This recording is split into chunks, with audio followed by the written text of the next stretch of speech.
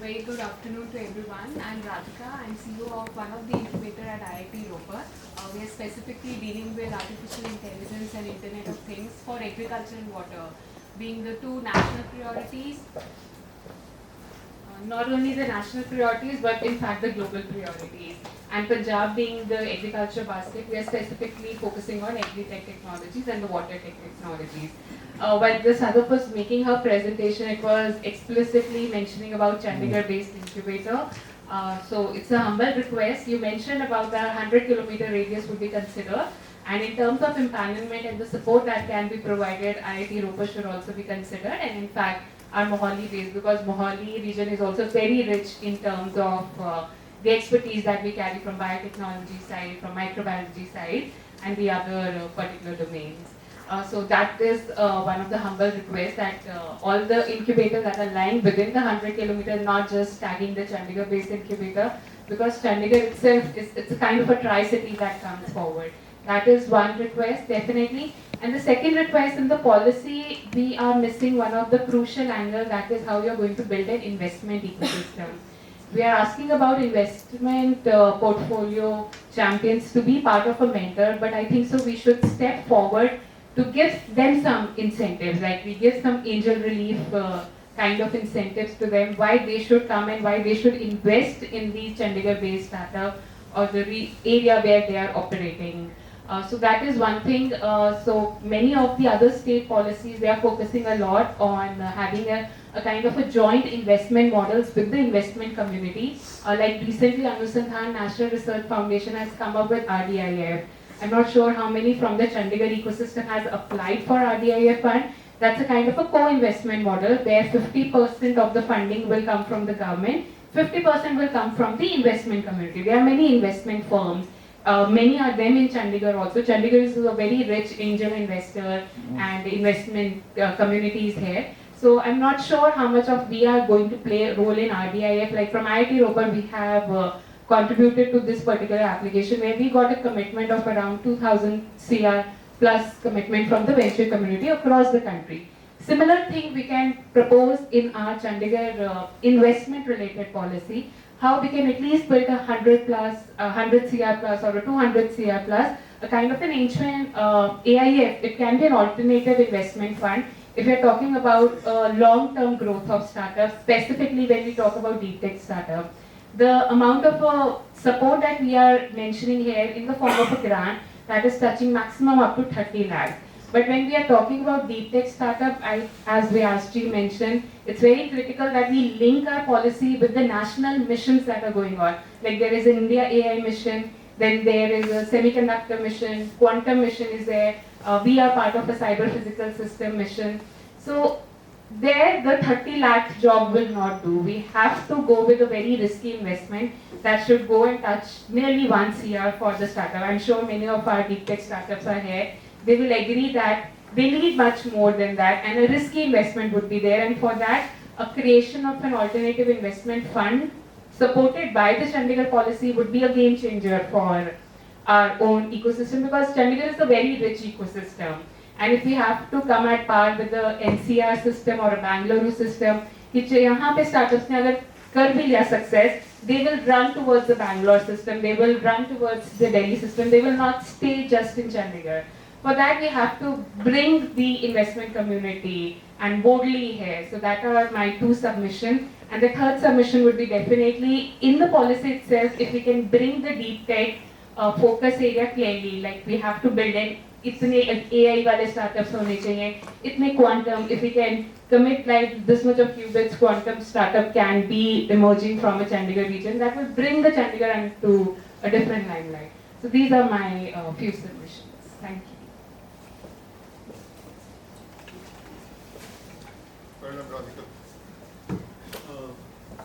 Can you please go ahead? Am I audible right now? Fine. I am Professor Manju Vaidya. I am from the academia and I work in a B school.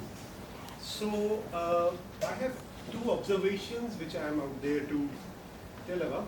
So as we roll out the policy in the upcoming weeks or months, we need some more clarity with respect to that how are we going to align our startup or incubation policies with the policy envisioned by the Chandigarh administration. Often it will definitely lead to that everybody will start reinventing the wheel, and we don't know. So some clear-cut instructions as already stated. So 3 government and rest, 1 standalone can apply for it. And one, I read it out there that there would be sensitization FDPs for the faculties and all. So until unless the faculty is ready to nurture a startup and he himself has no stake into it, things will never materialize. We have to agree to the fact. I agree to that fact. In fact, there should be some kind of incentives for the faculty if they join hands with the student for taking up a startup venture in their B school or any of the higher education institutions. So these 2 things will be. I have a question here. Yeah.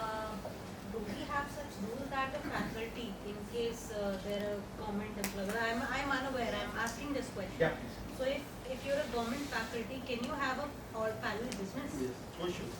That is allowed now. It is Okay, allowed. it's allowed. In Punjab University, the faculty entrepreneurship policy is there. A faculty of Punjab University can start a company, can have stake in a company, Yeah. and the condition is that 1/5 of the stake has to be given to Punjab University. Exactly. Sir, I fully. Similar, Did you the professor? he's a professor. I can talk about certain things. See, because I am Sorry, Navdeep, Professor Navdeep Singh, Yes. Navdeep ji is from Department of Physics, Punjab University.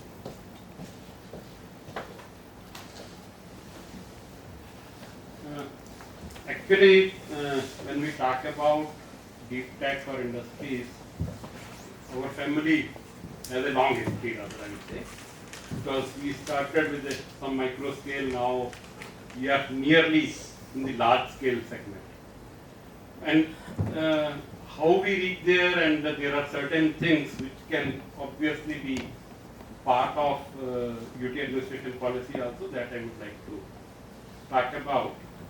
As Radhika rightly pointed out about RDIF, there are other schemes also when we talk about the government policies.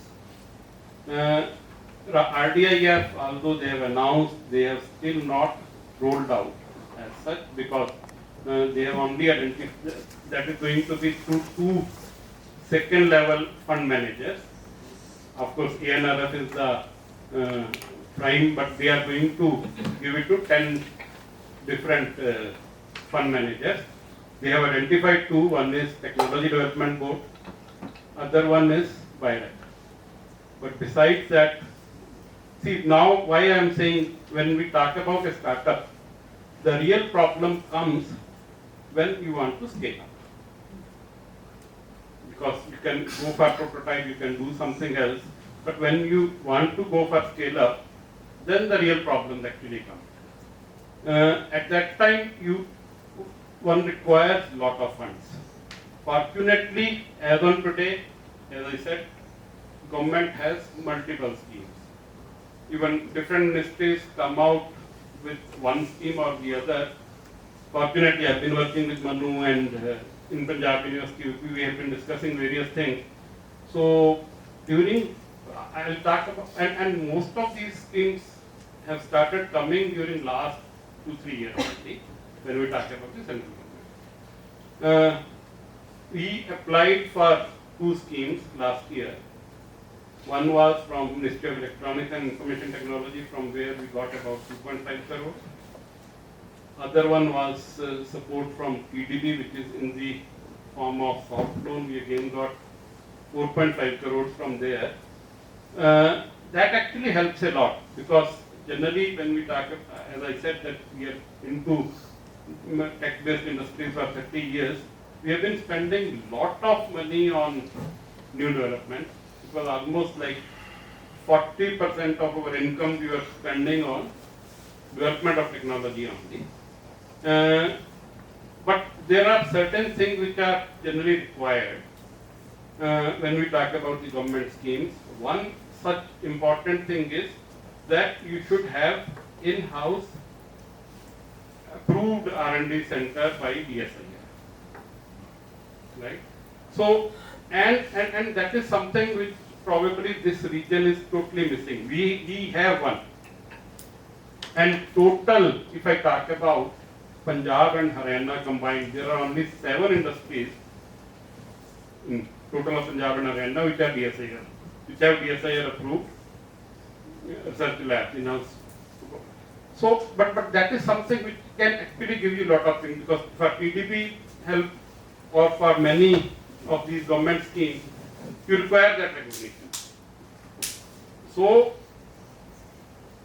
and for that, one condition is, of course, that industry should be set up for at least 3 years. That should be there for 3 years. And that is the time when you start thinking about scaling up the things, right? So, and I could see that there is no such incentive which is there in Chandigarh administration policy, but if you have that, because that will encourage 2 things. One is that people will start going for DSIR recognition, and then they will be open to large scale funding from these organizations, like if I talk about PDB, they have their own system also besides RDIF. So lot of funding can be available for scaling up the things for startups once they establish themselves and they think that the real scale up is possible. Thank you.